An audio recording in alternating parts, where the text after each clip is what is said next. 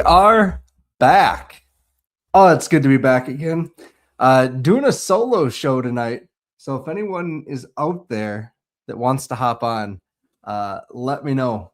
Doing a solo show tonight for our offensive preview of the 2026 Jackrabbit offense. First off, got to give a shout out to the Kubota dealers of South Dakota. Again, they have been our title sponsor now. I believe this is the third or fourth year of having them as the title sponsor for us. So thank you, Kubota dealers of South Dakota. Again, I talked about this last week. Just used mine to mow my yard again, my BX 2680. At the end of the season here, I'll get some new oil put into it and get it ready for winter. It works well for me on my acreage to move snow and to mow the yard, move dirt. What else have I used it for? Moved rocks, all sorts of stuff. And super handy to have, all sorts of attachments that you can put on it too. So get to one of the Kubota dealers nearest you. I believe there's 8 of them in South Dakota now. So thank you, Kubota dealers, for your continued support. Also have to thank just our special feature sponsor. This is one of our special feature shows, Northwestern Mutual. Really appreciate Chris Schenkel and his team down in Sioux Falls, their continued support. They do the Alex's Lemonade stand every year. And so, yeah, just again, really appreciate them. For me, I talk about this all the time, but I talked to Quentin Hicks. I think he was with them at the time, and he got me set up with some meetings and stuff, and kind of found out that my life insurance was way out of date. And again, I had all of these retirement accounts from previous jobs that were just kind of sitting there. I'm sure they were growing a little bit, but now it's all together, one giant snowball. And my retirement is growing. I get to see that all the time. It's fun to watch. So thank you, Northwestern Mutual, Chris Schenkel and team down in Sioux Falls. If you need some help with your life insurance or investments or whatever your financial goals are, reach out to him and we'll get going with that. All right. So the offensive preview, couple things. So you've probably seen on the blog this week, been doing just position by position. I was fortunate enough to get to go down to Brookings this week to see practice, and I wrote up a quick practice report on that. So some of the stuff that I'm going to be talking about tonight is past performance. It's what the coaches said when I did their interviews 2 weeks ago. And first off, I should have said this earlier, I guess, or tweeted this earlier, whatever, put it in the blog. Thank you to the SDSU coaches for giving me anywhere between 30 minutes and sometimes up to an hour, over an hour for some of the position groups. Really, really, really cool to, they're so busy, and it was right before camp. So I'm sure they were wanting to spend as much time with their friends and family and stuff as they could, because the season gets long. They probably don't see them much now until January, hopefully if all goes as planned. And so I just appreciate all the time they gave me to talk about their guys, their team, the individuals. Because in my previews, you notice I talk about every single player on the roster and in the position group. It's for the roster building nerds like myself that love to follow all the way through the recruiting process until hopefully they graduate or depart from the team in some way. Thank you, coaches, for that. Again, practice was awesome this week. It was a kind of a rainy, drizzly day to start with, but energy was really good. I tweeted this, but these practices fly now. I remember when I first started doing this 10 seasons ago, and I would go out to practice, and it wasn't standing around, but definitely a lot of people. It wasn't a ton of urgency from drill to drill. There was time. A lot of times, I remember players sitting on just like the benches that were out there. There's no benches out there anymore. The practices fly. So I don't know, pretty crazy. Just looking at the comments here. Sorry guys, I'm doing this by myself tonight. So trying to pull these in. Lauren Bell, you guys were great on happy hour this week. Can't wait for the season. Thank you. Really appreciate John Gaskins for having us on. That was a fun conversation. His daily chats, yes, even with the ones with the folks up north still are entertaining. And it's nice to have some local sports coverage. He brings in a lot of good guests and a lot of relevant guests to the Sioux Falls and South Dakota area. So, Seth himself, do the coaches dare say no to a sit down with the Podfather? They could. And that is the wonderful thing about SDSU. I'm sure there's a lot of places that would say, no, just talk to our head coach or talk to our, offensive coordinator, defensive coordinator, whatever. They can tell you what you need to know. But I love that every year that I've been doing these blogs, I've been able to talk to the position coaches directly. And that is really cool. I do always talk to the offense and defensive coordinators towards the end of those, just in case any questions have popped up while I've been writing, anything like that. So, or anything that sparked my mind after the conversation that I want to talk to the coordinators themselves. We'll talk about that. There's one big change on defense that we'll talk about next week when I do the defensive preview. But yeah, just wanted to go with that. So let's get into it here. Again, let me just get these banners. Sorry, sponsors. Again, this is usually Chad's thing. So Northwestern Mutual. Again, appreciate you, Chris Schenkel and team. And then questions. I'll do my best to get to the questions here.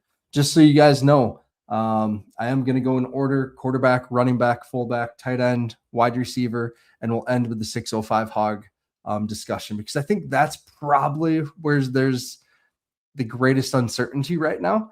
And it's good uncertainty. Like, it's after being at practice, I feel so good about our offensive line. We have 9 guys that I'd probably feel comfortable with going in a game right now. And that's good. So I'll come back at the end. We're going to spend a lot of time on the offensive line. So what do we got here? It's from Jim Poppin. Great to see Thumper in regular season form of the Canaries game. B team for the win. If you have not seen that clip, I retweeted it last night from the Jackrabbit Illustrated account. Probably shouldn't have, but whatever. Brendan was part of a challenge. And if you're not aware, John Gaskins works for the Canaries as well. He's kind of their entertainment guy that does the games and stuff that minor league baseball is famous for. And Brendan had to do 10 push-ups against another person. It was a race, so 10 push-ups and then pop up and chug a beer. First to finish, is the winner. Brendan nailed it. I didn't know he could do 10 push-ups still. That a boy, Brendan. And then he popped right up like he was doing a burpee and slammed his beer under 5 seconds on the beer, which after 10 push-ups, that's pretty good. And the guy across from him was maybe half done on the beer chug. So good job. Proud of you, Brennan. All right. Thank you for the comment here. Love the show. Really appreciate the genuine love and passion you guys have for SDSU. It means a lot and helps me stay connected to the program. So yeah, thank you. That's why we do it. Troy Hadrick, yes, Brendan was riding for the brand on that one. Certainly. All right, let's get into this now. Quarterback position. What can we say? Chase Mason is back. He looks awesome. Again, if you listen to Nobody's Listening Anyways with Zimmer and Gaskins, Zimmer really watches the quarterbacks at practice. I did not. I hardly watched them at all. I watched them for one or two drills, but I was paying attention to other things. Again, offensive line comes to mind first there. But Chase Mason looks great. We know this. He is so big. He is such a physical specimen out there. The other quarterbacks are well-built, athletic-looking guys. But Chase, I don't know. He's just big. I don't know how else to describe it. He's just a big guy. And man alive, the one drill that I did watch, they were working with the tight ends, kind of throwing some fades in the back corner of the end zone. And, I think he was spot on. I think he was lined up with Grayton. Gannon was his partner for all of them. And he just nailed it. Like, they were running, against air, but they were just great passes every time. On that particular day, like I mentioned in the post-practice blog, Josh Holst was the number 2 quarterback. He is the transfer from Northern Illinois. He looked really sharp on this drill, and it was very interesting to me because they were doing kind of like a rollout when they were throwing it into this corner. And Jack Henry was actually paired with Coach Benedetto on this day, and he struggled with it. And that's what he's kind of known for, is this mobility piece. But a little bit later on in practice, he rolled the other way and threw an absolute beautiful ball, floated it over the top of the defenders to Sammy Drezzy in the back corner of the end zone, which is kind of what we keep hearing about Jack Henry, right? Is that in practice, there's still some room to grow, but the pass to Sammy Drezzy was in live action, and it was a beautiful ball, and Sammy made a great catch too. So I don't know. Maybe there's just something. Maybe he's just a gamer. I don't know. But again, Chase, for those of you that aren't familiar or not a Jackrabbit fan and just tuning in, last year Chase only played in 9 games. He basically played in 8. The 9th game I really don't count against Murray State. He barely played in that one. He completed 65% of his passes, 2,005 yards, 15 touchdowns. He has all the arm talent in the world. I think he's learned to put a little more touch on the ball than what we saw earlier in his career. Everything was a laser when he would get into the game. Definitely, I think just he's learned that not everyone can catch that, and B, you don't need to do that all the time either. So, the deep throws, there's enough speed in this wide receiver room that he's going to have a chance to kind of unleash and uncork and just see if he can connect with these guys on some of the deep throws. I was not at practice, on Friday when there was 0 deep throwing action. Really, pretty much everything was goal line, red zone type of plays. So there wasn't really even an opportunity for down the field throws. So the quarterback 2 competition. I asked Dan directly, where are we at with the backup quarterback competition? And he didn't blink. I said, it looks like Josh Holst is kind of the guy now. And he goes, he said, well, Josh was the quarterback 2 today. We are still rotating every other day. One of them takes the 2 reps. One of them takes the 3 reps. And he's like, I don't know what we're going to do for sure. They both had good days. They both had bad days. They both have their pros, both had their cons. So, it is interesting, just with Henry's athleticism and stuff, what he can do. To me, it looked like Holst was just as athletic, but I don't know. It's going to be an interesting battle, I think, until the end of camp. I don't think whoever wins this quarterback 2 job can rest on their laurels or whatever it is. They are going to have to battle in the spring again to become quarterback 1 for next year. I would be surprised if this quarterback competition drags into the summer next year. I think they would probably look to have a starter named by the end of spring ball next year, but that's, a whole year away. I did write this in the blog. I feel much better just with the depth in the room. Last year, we didn't know if Chase could actually be a full-time quarterback. He proved pretty quickly that he could. He looked great. He hadn't made any starts before last year. Neither had Jack Henry. Josh Holst actually has made 11 starts at Northern Illinois. He was the MVP of what bowl game was it? The MVP of the Idaho Potato Bowl in 2024. In that game, he was 18 of 30, 182 yards, and rushed 16 times for 65 yards, and caught a 2-point conversion. So again, he looks pretty athletic. I think he'll be fine on that. So no predictions from me right now who's going to win that quarterback 2 job. But again, I wrote this in the blog.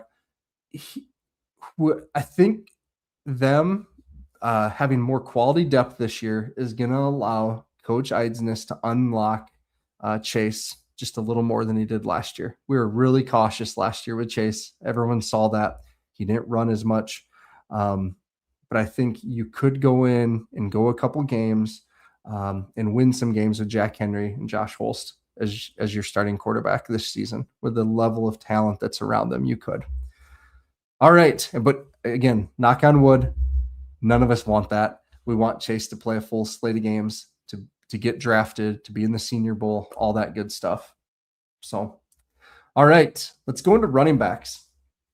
This is an intriguing position, right? The Jacks have 3 second-year running backs, 4 counting Josh Myers, who did truly redshirt last year. And they were all so different. They all flashed at various times.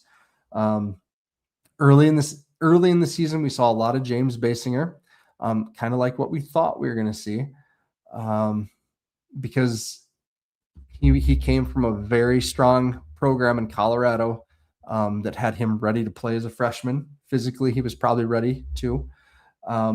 We saw a lot of James Basinger early. As the year went along, I thought he kind of gave way to a lot of carries to Josiah Johnson, who was from the Milwaukee area, a little more raw. And Josiah started the year on the practice squad and really worked his way up. And again, we saw him by, I think, the UND game. He was kind of the featured back in that game. It felt like really a tough downhill, a hard-nosed runner. Got to talk to Deontay Cooper, the running backs coach, for the interview. And he said Josiah started talking kind of like right as he started to ascend last year, he started talking to Isaiah Davis. And Isaiah was kind of mentoring him over the phone and stuff and watching cut-ups and things of Josiah and giving him feedback. And that was super valuable for Josiah last year. So that was really cool. The third player we really didn't see a lot of last year, but when we saw him, he really flashed, really popped. And that's Corey Blair Jr. And I forget what game it was, if it was Drake, Butler, whoever we played in that game, where he really showed kind of his flashy athleticism. He's a very unique looking back. He's tall, he's big, he's long. And folks, I think he's going to be our guy this year. Just talking to the coaches and stuff, he's putting together some really consistent practices. And it sounds like that may, just reading between the lines, that sounds like that may be the thing that was holding him back at times, besides the injuries last year. It was just the consistency from practice to practice, play to play. He seems to be putting it together because, man, oh man, on Friday, he was on fire. They played that one period called Thud, and that's where they hit and wrap up, but they don't take to the ground. It's really frowned upon to take to the ground. And Josiah scored 2 touchdowns in that period and really just made some nice cuts, broke off some nice runs. I think right now it's probably like a Corey Blair, Josiah Johnson, Junior McKinney, the transfer, and then James Basinger are your top 4. I think Brendan Begeman will have a role, whether it's the goal line, short yardage situations. I think he's definitely going to have a role on this team, special teams for sure. When I talked to Coach Cooper, he was really bummed because last year Begeman, was playing well and got hurt doing what he does. Just being a very physical runner, delivering a blow. And it's just bad luck, right? That's just bad luck for Brendan. So I do think there will be some sort of role carved out for him this year. I don't know how big it'll be, but he'll have something specific to him, I think. Junior McKinney, this is an interesting guy. So he's having a really good camp. I, again, talked to Coach Jackson after practice and just, kind of mentioned my thoughts on the running back room. And he was quick to bring up, hey, can't count out Junior. And he said, today was the goal line short yardage day. That's where you're not going to really see Junior McKinney. He's not the biggest guy in the world. Let's see. He's the smallest of the group. Don't have this. Let me just pull up the roster really quick. He's number 6, I believe. All right. He's 5'10", 190. So yeah, he's the smallest in the group. Absolutely. but man alive, he has speed like no one else in that room. Corey Blair's maybe as fast. I don't know. Josh Myers probably is the fastest in that room. But Junior McKinney, Ramon McKinney Jr., watch out for him. He's going to have some sort of role. Great pass catcher. We saw that in the spring game when he caught a big pass, ran for a long touchdown, kind of weaved his way down the field. He's someone to watch for sure. So that'd be my pick. As also all these position groups kind of going to mention a freshman just because that's what I like to do. Caden Harney, that quarterback out of the Twin Cities, the Metro, Maple Grove. He's going to be a stud, folks. He looks really good. Really excited about his arm talent. The freshman running back, Javion Scott. He's built like Corey. He is tall. He's a taller back, a longer back, played a lot of different positions in high school, so he's pretty versatile. And interesting enough, I noticed this at the very end of practice. They do, they have like kind of their top group, and then they have a developmental group on the other end of the field. I stayed and watched the top group, for the time I was at practice. At the very end, after they broke down, they probably allowed the Devo group to do another dozen plays or so, roughly. And he doesn't wear gloves. He doesn't wear gloves as a running back right now. And I found that super interesting. He made some nice cuts, some nice runs. Again, just kind of excited about his future. Before we get into the fullbacks and tight ends, just want to give a shout out to one of our sponsors, Cubby's Sports Bar and Grill. Alex and I, after practice on Friday, we went to Cubby's. They have a whole new lunch menu now. Not sure if it's their menu all the time. Don't know on that. Got some wings for an app. And then I got their new burger, Smash Burger, the peanut butter and jelly burger on a pretzel bun. I love a good peanut butter and jelly burger. I love a pretzel bun. And it was delicious. It was really good. It was big. Couldn't eat all of it. Brought some of it home. So definitely would recommend that. It was pretty funny. Again, tweeted this out. If you don't follow me on Twitter, that's okay.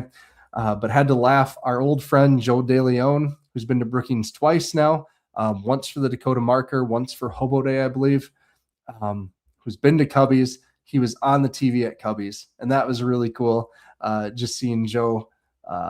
He's starting to have some real success in his media career. And I believe they were on CBS Sports. Don't quote me on that. Him and his partner, Ryan, who he's been broadcasting with for a while. So super cool for him. Joe and Sean, Hack City. I'm not sure if they're just going to do their show again this year. Don't know. But that show focuses on FCS football. They're both Rhode Island grads. And so, again, excited for them. But again, get to Cubby's sometime before or after the game. It's the best. So thank you, Cubbies, for your continued support. Appreciate it. All right, fullback. Well, I didn't know this, but last year when Andrew Gustad was playing the tight end fullback role, he had never played that before, according to Coach Benedetto. That was kind of his first time doing that. And Coach Benedetto was really excited to teach him and to help him learn and grow in that process, because that's kind of the role that he played when he was at SDSU, if you can remember his time. So anyways, we all love Goose. Everyone knows the story about, last year, every touch he had was either a touchdown or a first down. Incredibly reliable. He has gotten bigger this offseason. He's attacked the weight room, it looks like. He's added some pounds. He's a load now. He's not probably the same size as like a Luke Sellers. Just on eye test, I have no idea where their weights would stack. But Luke's one of the bigger fullbacks I can remember at SDSU. But man, he looks good. I think they're going to find ways to get him the ball, short yardage situations again. But yeah, so Andrew Gustad at fullback is going to be a fun one to watch. For the freshman, someone that is as big as Luke, Gavin McLaren from Iowa. This kid is a load, and he's going to be a good player for the Jacks. All the coaches I talked to are excited about how he's doing already. I believe he's listed at 240 pounds. This is an incoming freshman. He was playing running back last year in Iowa. So good for him. He's going to have a nice career, I think, for the Jacks. Tight end room. Again, you'll probably see Gustad at times line up, at that spot at tight end. Who knows? But they have some pretty darn good ones already. Grayton Gannon, who was all conference last year, has been getting some preseason All-American hype. Well-deserved. Just, happy for him that he's experiencing somewhat of a breakout, I think. Last year, again, he had 300 and some yards on 30 catches. So, again, nice season for him. Let me just check that to make sure that's right. Yeah, so he had 33 receptions, 372 yards, and 3 TDs. We know that he was a former high school quarterback, little smaller, right, or a little lighter. He's not small by any means, but maybe smaller than some of the traditional tight ends that we see. But he's improving as a blocker, right? That's never going to be his best thing, right? Like it's just not physically, that's just not how he's built. And that's okay. It's kind of one of those play to your strengths, limit your weaknesses kind of deal. He's 6'4", 235. So he's definitely on the lighter end, of that range. So, I like that, Perry. I missed this. Sorry. Hope security doesn't take the goose call that I want to bring to the game. That's great. Tight end you. Yes, Kendall, we're going to be talking about these guys. So Gritton Sr. now, we've seen him develop in the program, and he's spent his time here, done a great job, again, grown in the program. He's, I believe, engaged now, has a kid, so he's handling things off the field too. So good job, Gritton. Coleman Kuntz, we were all excited to see Coleman Kuntz last year, transfer from Sacramento State. Barely got to see him until the end of the year. And when we did get to see him, it was awesome. He looks like some of the tight ends of old for SDSU, not going to name anyone, but he's very similar build, looks pretty big out there, very physical, a great blocker, a great run after the catch kind of guy that's going to put his shoulder down and barrel through you. So I think, big season is in line for him. He really only played in 5 games, and some of those were pretty limited too. 6 games, I guess, but 7 receptions, 82 yards, and a touchdown. But I think there were just enough flashes on those 7 receptions that it was like, okay, we have something here. He's going to be a good one, I think, this year. Get in practice, goal line sets, a lot of 2 and 3 tight end sets out there. Okay, so that's what you'd expect to see, short yardage goal line situations. Luckily, the Jacks are pretty loaded at that position. Okay, third tight end that I think we're going to see quite a bit of, Braden Delahoyde. We've seen Braden 2 touchdown catches last year, 2 receptions. They don't make many athletes like Braden. Very athletic, and just a very a very talented player. It's coming together for him. The coaches talked about how he's improved as a blocker. Coach Benedetto did. But just at practice again on Friday, there was a drop of a pretty catchable ball. It was a tough catch, but it was still catchable. And so just some consistency things that he's working through. But man alive, if he ever puts it all together, watch out. That's probably another NFL tight end. When I do the recruiting special, I think I've told this story before, I'm pretty sure. When I do the recruiting special, I always ask the coaches off air, okay, so which one of these guys is going to be the Jackrabbit that makes it to the league? And usually they have a pretty good pulse on this. And Braden was who Chris Myers named. And he was the tight ends coach, right? See the tight ends coach? I think so. And he was who, he named. We know that Jimmy tried to take Braden to Washington State last year. So all the talent is there. It's just a matter of putting it all together. And I think if that clicks at some point, watch out. The young player I want to highlight, redshirt freshman Ben Brooks. Ben did not practice at the practice I was at. He's just out. He looked fine. He was going through warmups and stuff, so he must be he must be just dealing with something, but it didn't look like anything too serious. He was walking around, was in good spirits, warmed up, like I said. He's a player that keeps getting talked about as someone to watch for Ben Brooks, and super athletic, played wide receiver and quarterback in high school. He's a big frame. I think he's going to be kind of the next up. We may even see some sort of role for him this year. Again, it's hard to tell, right? What's hype and stuff, but all the coaches were also very high on this year's 3 freshmen, that they look really good right now. So we'll see. SDSU is tight end U. We know that. So it's going to be fun to see what happens with them. Thanks, Kevin. This isn't too bad. Without all of Chad's jokes, though, I'm just not as funny, right? That's not as funny here. So this is for the hardcore football fans. Less jokes tonight. Yes, Ben Brooks looked really good in the spring game. Yeah, he's a smooth operator. So we'll see if he can get some of that blocking down and just be serviceable at that. I'd expect him to kind of step into Grayton's role next year. But yeah, they said when I was talking to Vince just said there's something about Grayton and Ben being former high school quarterbacks where they just have this ability to read the defense, maybe more so than someone else that was a wide receiver or tight end in high school. So kind of an advantage for them. All right, let's move on to wide receivers. So Kevin, you're here. Anyone else here nationally that wants to talk? But I would put SDSU's top 3 wide receivers up against any other top 3 wide receivers from across the country. I really would. I know that with Lofton getting hurt, the stats probably aren't there for a number 1 wide receiver, but you just have to use your eyes for what he was doing in the first part of the season before getting hurt to know that he's one of the top wide receivers in the country.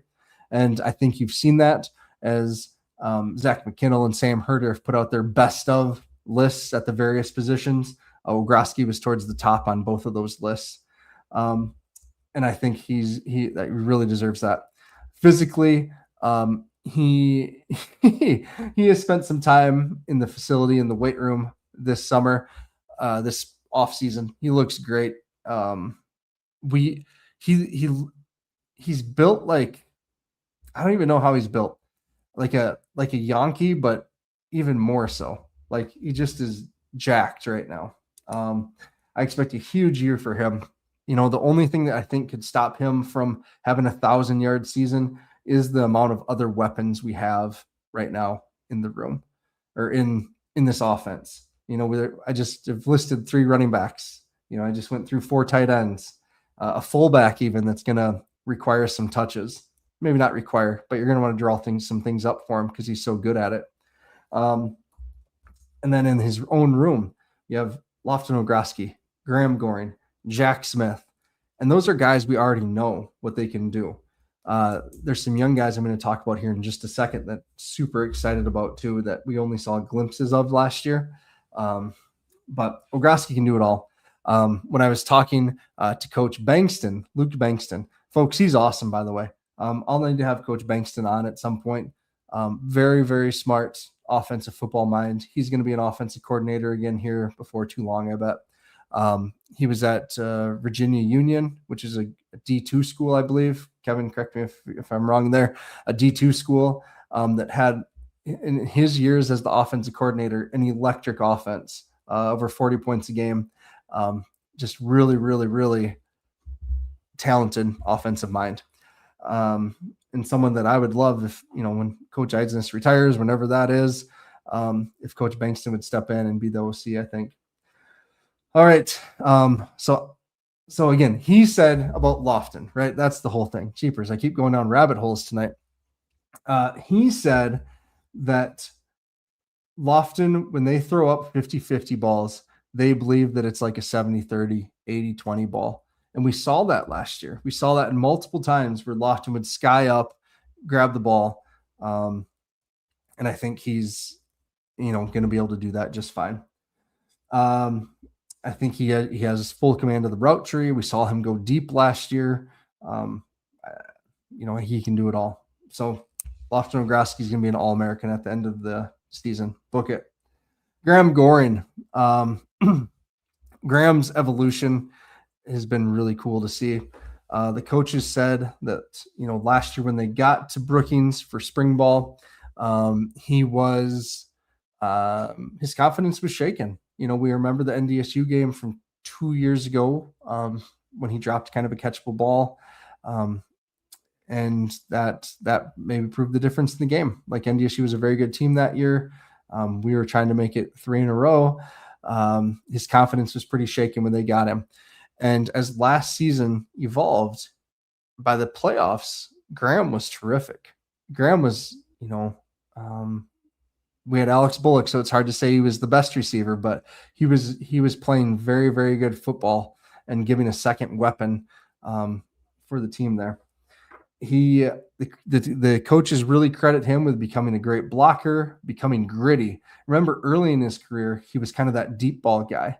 That's what he was known as. Down the sideline, some grand down as fast as he can. Mark would throw it up to him, and he'd catch it. Now, last year, he was running across the middle. He was digging out guys on the block, Seth, kind of like you're talking about here. Just doing the dirty things the dirty work that you need from your wide receivers in this Jackrabbit offense, because you're absolutely right. Player that we all love, right, is Jack Smith, Sioux Falls Lincoln grad.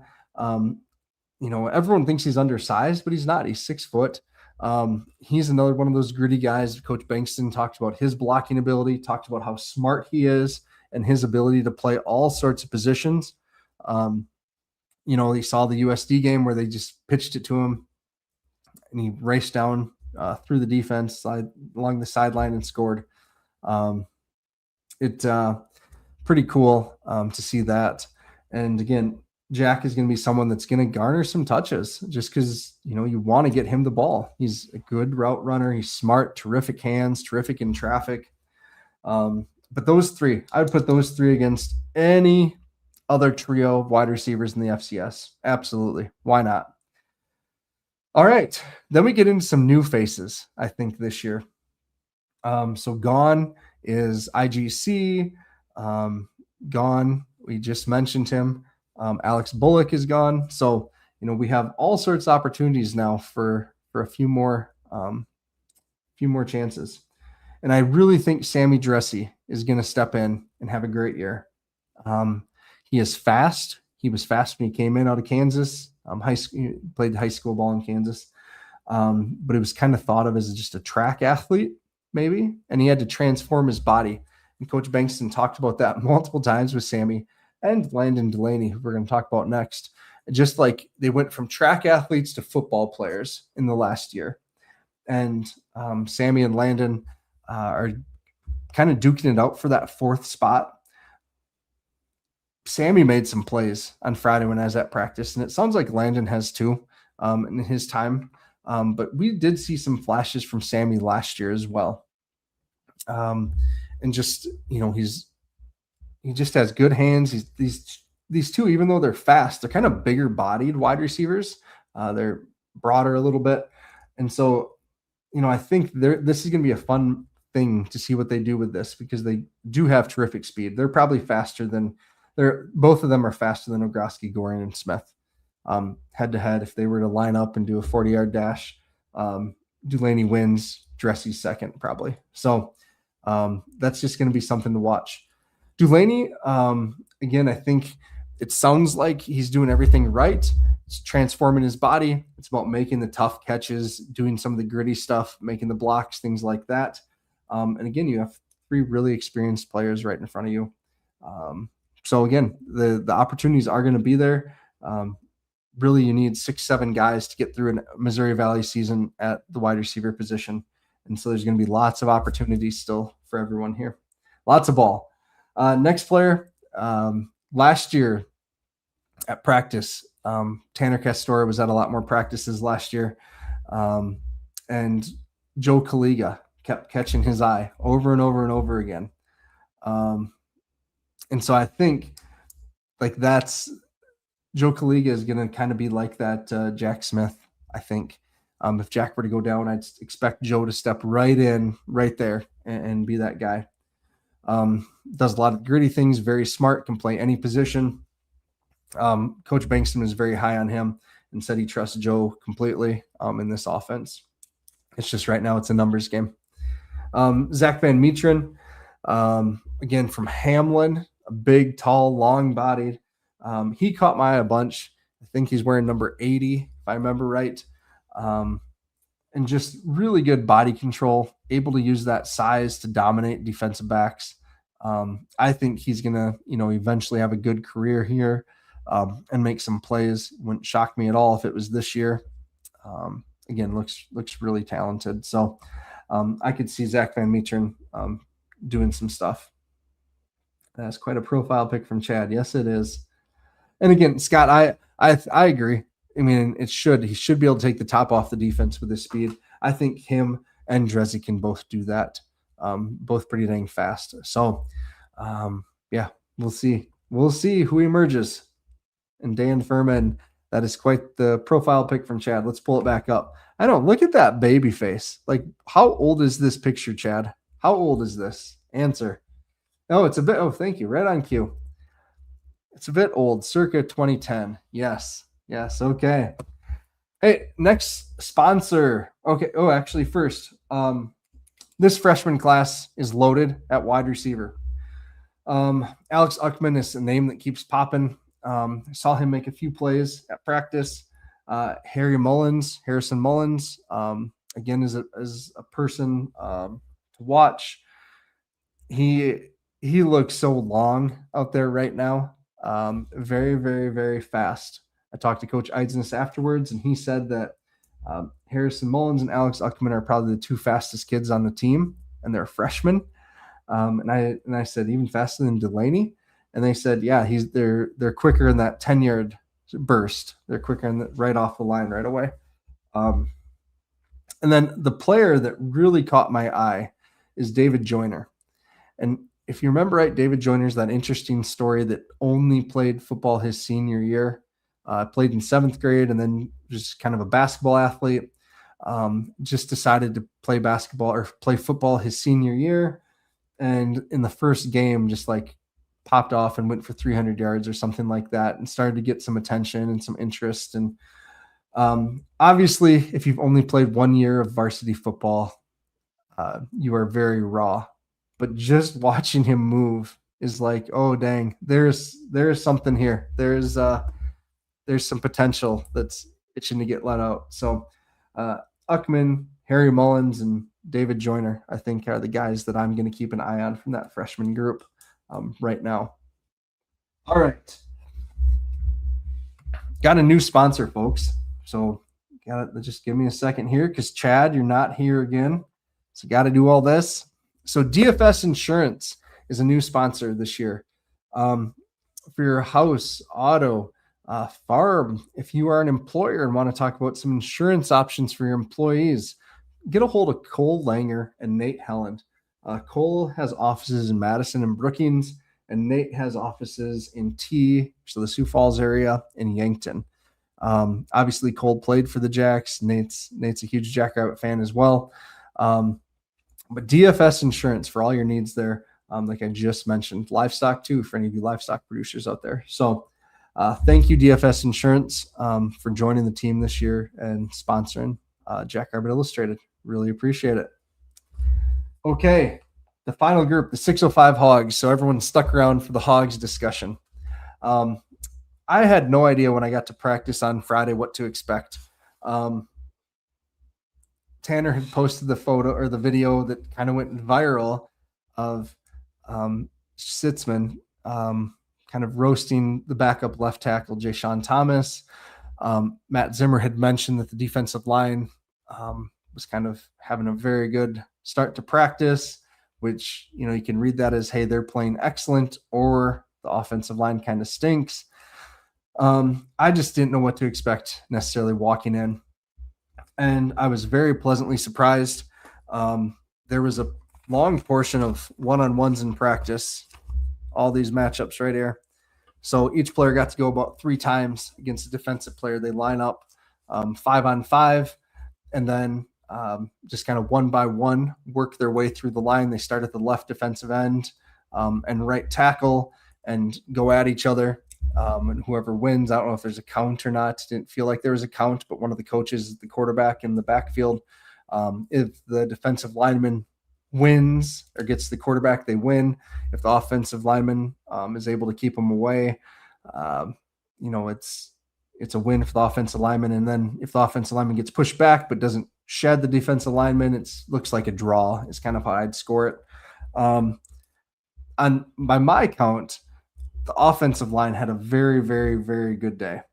Yeah. And so I am not worried. I mentioned this. I think there's 9 guys that they would feel very comfortable trotting out there right now. And there's probably more. I mean, Coach Bankston is going to tell you that he believes in all of his guys, right? And as any coach should. But I think as a fan, it's okay for us to say, okay, who are we super confident in that we can get out there and is going to still succeed and not derail the team, right? Or the goals of the team. Obviously, at left tackle, Quentin Christensen. I was really impressed with Quentin at practice. He is kind of known as this loud, fiery leader that's not afraid to cuss guys out. And that still happened, but he was also very much mentoring, coaching, and walking the younger guys through what they needed to do, or where maybe their technique had broken down. And so that was really good to see. He looks great. I know he was banged up last year. Even at the start of the year, he wasn't fully healthy, dealing with some stuff. And he gutted through last year, and I think at times looked pretty silly because of it. Still made some All-American lists and things like that, all conference, which is great. But it wasn't his best football, I don't think. He looks awesome. He was wearing 66 when I was there instead of his usual 69. And I think he must have, and I looked right away. I was like, who is that? And then I noticed the collar, the neck roll, whatever. And I was like, oh, it's Q. And you could kind of hear his voice and stuff. But he looks awesome. He has lost weight. Coach Bankston talked about that in his interview, is that he's just in better shape this year. He added muscle, and again, just looks light on his feet. He right now is maybe the only tackle that the Jacks have that can block Carter Sitzman. And we'll talk about Carter Sitzman next week, but he looks like an animal. Holy smokes. Back up at left tackle right now is Ja'Shawn Thomas, the transfer from Minnesota Duluth. He has a lot of growing to do. He has some growing to do in the weight room, it looks like. You can see the athleticism and the potential there, but he is raw. He is very raw. And I think he started a lot of games at Duluth, which is really good. It's a top Division II program, but it's not the same level of competition right now, which is funny because Carter Sitzman was at Wayne State, and we all saw the video. Carter Sitzman beat him like a drum on multiple reps. And so it's going to be very interesting to see Ja'Shawn's development over this next year, because he could potentially be the starting left tackle next year.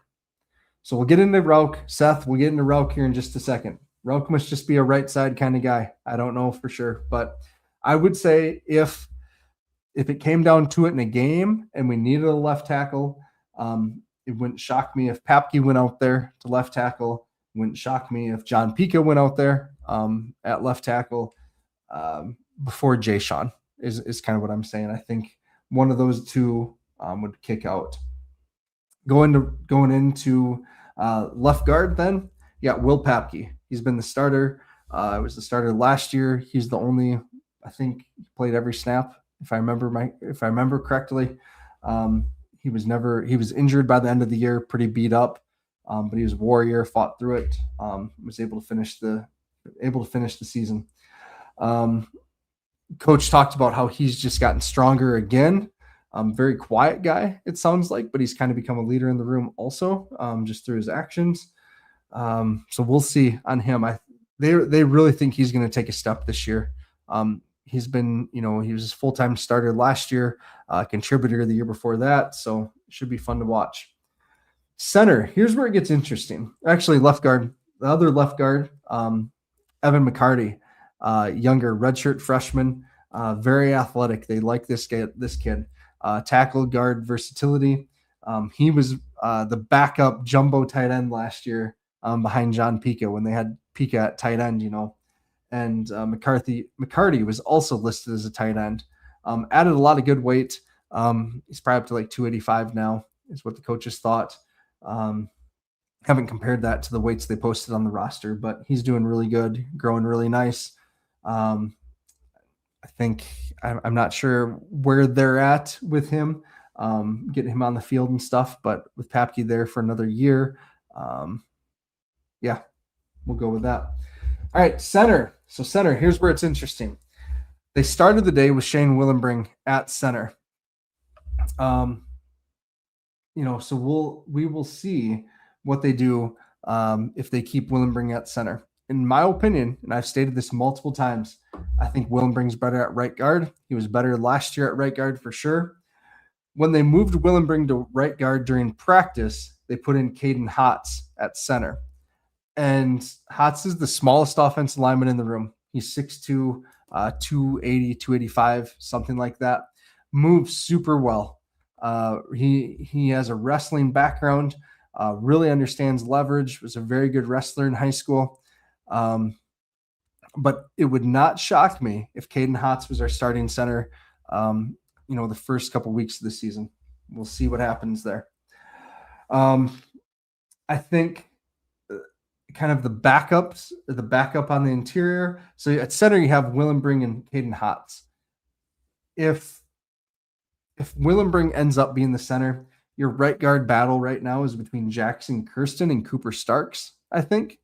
Cooper Starks is the transfer from Vanderbilt, and he is a big boy. He is listed at 330 right now, coming off an injury, so he didn't get to do a ton of work in spring ball. And he is working his way into shape. The coach has pointed that out a couple different times. He's battling, though. He was battling at practice in these goal line situations, doing a good job. He didn't play much football at Vanderbilt, but had a really good prep career in Illinois. And so we'll see what he can do to the competition there. Jackson Kirsten is a name that's been in the program now for a few years. Kirsten's a really, really fun player. Just a fun story, just because I think he was kind of one of those guys that was like, oh yeah, there's Jackson Kirsten. And, we moved on to the next thing, but he has worked himself into a position where he's repping at right tackle and right guard with the ones, because of the work he put in this spring and off season. And when I talked to Coach Bang, he was super excited just about Jackson. You could tell he was proud too of just the amount of work he's put in. Really a good mover again, a very strong kid. So he's going to have a role on this offense. He's definitely someone that it feels like they really trust. So when I listed off 9, he was definitely one of those 9 guys that I could see, along with Cooper Starks, I think too. So those guys would both be in there, I think, or I think they'd have total confidence in there. So right tackle, this is where it gets interesting. So Seth, you just mentioned Kyan Rauch being left tackle. He was in at right tackle on this day. He looks good. Again, I've talked about him kind of quite a bit and joked that he put Rucker at UND up in witness protection last year. And I think, with Kyan, like, he is so big, folks, so big, so long. I think he, if he had to start a game, I think you could have complete confidence, maybe give him a little help, but complete confidence that he's going to do a good job in there. Again, think of when he went into the game, they shifted, I forget who they shifted, if it was Pika or whoever, over to that left side to play left tackle, and Rauch came in at right tackle and just did a great job. So we'll see what happens there, but him and Pika split reps. Pika, again, Dakota Wesleyan transfer last year. Absolutely a key guy in this room. He's a senior now. When I talked to Coach Bang, he talked about how much everyone respects Pika. Came to SDSU, earned a scholarship, just wanted to prove that he could play at a higher level than Dakota Wesleyan. And without him last year, the offensive line would have just been an absolute train wreck just because of all the positions John Pika played throughout. And again, he is going to be just kind of an absolute depth piece this year if he doesn't win the right tackle position. So I think that gives you a lot of confidence, is having a player like that can just play up and down the line. Kenyon Bigbo, interesting, right? He was the starter last year at right guard, went down after they had moved him to right tackle when they kind of did some of the shuffling, which was just too bad because at right tackle he was looking good. Talked to him at practice. He was dressed in his jersey, helmet. Yeah, he did not have his pads, he didn't have full pads on for sure. But he said he's still a few weeks away, right? Just from his recovery from his knee injury, I believe. But a really good player. He's excited to be back out there. He said he was excited to have his helmet back on. You could just tell he loves the game. He was standing on the sidelines coaching up guys, being encouraging, being a good teammate, staying engaged, and yelling stuff at the defense too. So good to see Kenyon back out there. At some point, he's going to push to get back on the field, whether, again, that's at guard or tackle. And he's definitely, obviously, one of the 9 that I'm counting. When I think coaches have complete confidence in 9 guys going out there, Kenyon would certainly be one of them once healthy. So, again, the 605 Hogs group, in my opinion, is much deeper than last year, more experienced, more talented. And I would expect a stronger running game, and I would expect less sacks just based on that depth and talent that they've kind of accumulated in the room now. This is going to be a really good offense, a lot of weapons, running back, tight end, wide receiver. We just went through it. It's going to be a stronger offensive line. I really think we're going to score a lot of points this year, which is good, right? Last year it was so frustrating not being able to put the ball in the end zone at times. And all of the pieces are here. If we don't score a lot of points this year, if it's not in that 30 points a game, kind of like we were doing in the Natty years, I think we're going to have to kind of question what the heck's going on, because there's too much talent in this group to not be doing that. So next week, we'll be back with the defensive preview. And then the week after that, Ron, this is for you. We're going to be getting into special teams, and we'll preview Stetson, and then we'll go from there. So Stetson's head coach did follow me on Twitter, which is kind of funny. So if you are the Stetson head coach, just a second here, and you want to talk about your team, Coach Mike Jasper. There we go. If you want to talk about your team, let me know. We'd love to have you on, Coach Mike Jasper, for that week before. So thank you again. Thank you to our sponsors. Talked about 4 of them tonight. Kubota Dealers of South Dakota, Northwest Mutual, Chris Schenkel and his team in Sioux Falls, Cubby's Sports Bar and Grill in Brookings, DFS Insurance, Cole Langer and Nate Helland. Talked about them tonight, so really appreciate those 4. But we also have Hadrick Ranch. We have Innovative Engineering Solutions back again. Blue Tide Car Wash back again. Rick Jensen, get your car wash done there. And then Culver's. So again, love our sponsors. Thank you, everyone, for being here. 100 people for a preseason offensive preview show. Really appreciate all the questions and the comments. You guys are the best. Really, really appreciate you being here. Can't wait. Season 10. Let's do it. I'm really feeling good. I think we should be down. We should find ourselves in Nashville at the end of all this. So with that, as Jim Poppin always says, go big, go blue, go Jacks.